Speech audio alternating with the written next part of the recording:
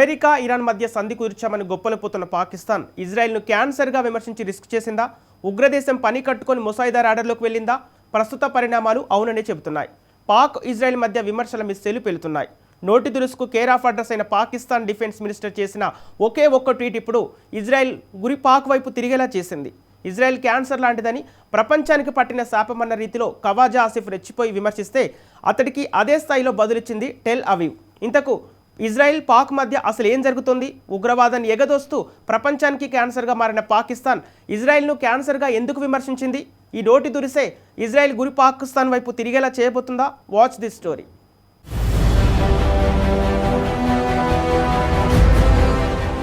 Iran యుద్ధ సంక్షోభం, Pak Israel మధ్య డైలాగ్ వార్.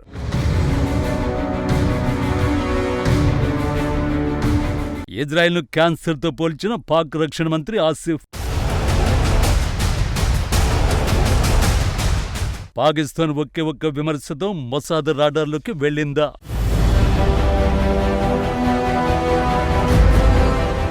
పశ్చిమాసియా యుద్ధ సంక్షోభం వేళ పాక్ డిఫెన్స్ మినిస్టర్ రెచ్చిపోయి చేసిన విమర్శలే ఇవి.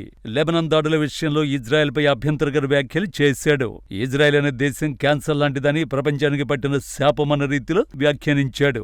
ఇస్లామాబాద్లో శాంతి చర్చలు జరుగుతున్నప్పటికీ అటు లెబనాన్లో అమాయకులను ఇజ్రాయెల్ చంపుతోంది. గాజా, ఇరాన్ తర్వాత లెబనాన్లో రక్తపాతం కొనసాగిస్తోంది. అలాంటి దేశాన్ని పుట్టించిన వాళ్ళు నరకంలో కాలిపోతూ చిత్రహింసలు అనుభవించాలని కోరుకుంటున్నా అంటూ సోషల్ మీడియాలో ఆసిఫ్ తీవ్ర వ్యాఖ్యలు చేశాడు. ఈ వ్యాఖ్యలే మిడిల్ ఈస్ట్ యుద్ధ సంక్షోభాన్ని విధ్వంసక మలుపు తిరిగేలా చేసింది. పాకిస్తాన్ డిఫెన్స్ మినిస్టర్ ఈ రేంజ్లో రెచ్చిపోయిన తర్వాత ఇజ్రాయెల్ సీన్లోకొచ్చింది. పాక్ పై ఓ రేంజ్లో విరుచుకుపడింది.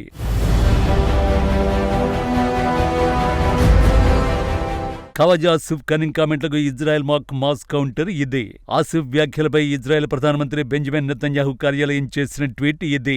ఇజ్రాయెల్ నాశనం కోరుకుంటున్న పాకిస్తాన్ మంత్రి వ్యాఖ్యలు అసహ్యకరంగా ఉన్నాయని అన్నారు. ఏ దేశం ఇలాంటి వ్యాఖ్యలను స్వాగతించబోద్దని, పైగా శాంతి చర్చలో మధ్యవర్తిగా వ్యవహరిస్తున్న దేశం నుంచి ఇలాంటివి ఊహించలేమంటూ కౌంటర్ ఇచ్చింది. ఇజ్రాయెల్ విదేశాంగ మంత్రి గిడియోన్ సర్ కూడా పాక్ నాయకత్వాన్ని తీవ్రంగా తప్పుబట్టారు. ఇజ్రాయెల్ ని క్యాన్సర్ జబ్బుతో పోల్చడం అంటే ఒక దేశం నాశనాన్ని కోరుకోవడమే. ఇలాంటి వ్యాఖ్యలు ఏమాత్రం మంచివి కావని అన్నారు. ఇరు దేశాల ఈ కౌంటర్లే ఇప్పుడు పశ్చిమాసియాలో ప్రకంపనలు పుట్టిస్తున్నాయి. ఇరాన్ అమెరికా యుద్ధంలో చైనాతో పాటు పాకిస్తాన్ మధ్యవర్తిత్వం వహించడం ప్రపంచాన్ని ఆశ్చర్యపరిచింది. కానీ ఈ వ్యవహారంలో పాక్ పాత్రేమీ ఉండకపోవచ్చని, అసలు ఆ దేశాన్ని నమ్మడానికే వీల్లేదని ఇజ్రాయెల్ అంటోంది.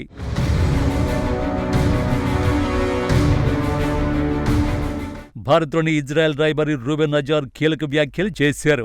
అమెరికా ఇరాన్ మధ్య కుదిరిన కాల్పుల విరమణకు సంబంధించిన చర్చల్లో పాకిస్తాన్ను తాము విశ్వసించలేమని, అమెరికా తన ప్రయోజనాల కోసం దాని మధ్యవర్తిత్వాన్ని ఉపయోగించుకోవాలని నిర్ణయించుకున్నదని తాను భావిస్తున్నట్టు తెలిపారు.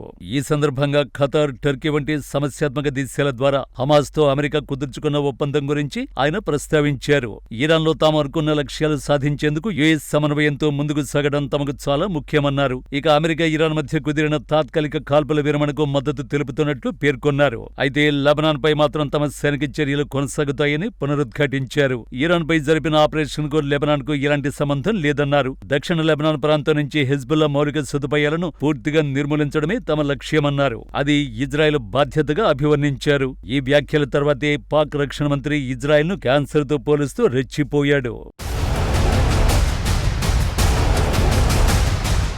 ఇజ్రాయెల్ను క్యాన్సర్తో పోల్చడంపై తీవ్ర విమర్శలు వ్యక్తమవుతున్నాయి. పాక్ మంత్రి ఇజ్రాయెల్ను విమర్శించే ముందు తమ దేశ చరిత్రను ఒక్కసారి చూసుకోవాలని విశ్లేషకులు హితబోధ చేస్తున్నారు.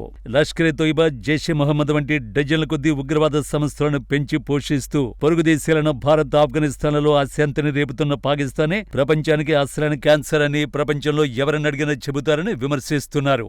సొంత దేశ ప్రజలు ఆకలితో అలమటిస్తుంటే, ఆర్థిక వ్యవస్థ కుప్పగొలుతుంటే ఆ వైఫల్యాల నుండి ప్రజల దృష్టి మళ్లించడానికి భారత్, ఇజ్రాయెల్ పై విమర్శలు చేయడం పాకిస్తాన్ పాలకులకు ఒక అలవాటుగా మారిందని ఎద్దేవా చేస్తున్నారు. ఒక దేశం మనుగడను ప్రశ్నించే హక్కు ఉగ్రవాదాన్ని ప్రభుత్వ విధానంగా అవలంబించే పాకిస్తాన్ కు ఏమాత్రం లేదని గుర్తు చేస్తున్నారు. ఒకవైపు అమెరికా నుండి నిధుల కోసం పాకులాడుతూ, మరోవైపు అమెరికా మిత్రదేశమైన ఇజ్రాయెల్ ను దూషించడం పాకిస్తాన్ ద్వంద్వ నీతికి నిదర్శనంగా చెబుతున్నారు. ఇలాంటి బాధ్యతారహితమైన వ్యాఖ్యల వల్ల పాక్ అంతర్జాతీయ వేదికలపై మరింత ఏకాకి అవుతుందని విదేశాంగ నిపుణులు హెచ్చరిస్తున్నారు. క్యాన్సర్ అనే ఇతరులను వేలెత్తి వేలెత్తి చూపించే ముందు తన దేశాన్ని పట్టి పీడిస్తున్న ఉగ్రవాదమనే క్యాన్సర్కు చికిత్స చేసుకోవడం పాక్కు శ్రేయస్కరం అంటున్నారు. ఈసారి ఇజ్రాయెల్ కేవలం మాటలతో సరిపెట్టకపోవచ్చని, పాక్ ఆర్థిక దౌత్యపరమైన మూల్యం చెల్లించుకోక తప్పదని విశ్లేషకులు హెచ్చరిస్తున్నారు.